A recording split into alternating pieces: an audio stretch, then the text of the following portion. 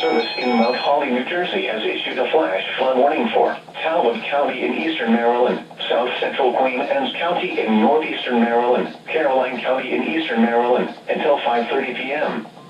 At 1:33 p.m., Doppler radar indicated thunderstorms producing heavy rain across the warned area. Up to 3 inches of rain have already fallen. Flash flooding is expected to begin shortly in the areas of heaviest rain. Additional rainfall of a couple of inches is likely over the next few hours.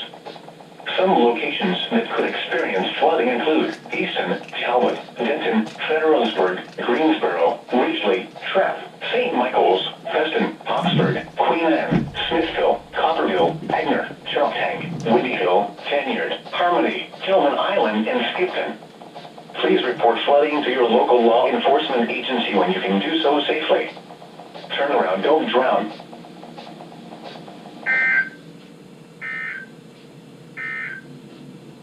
The flash flood warning remains in effect until 2:40.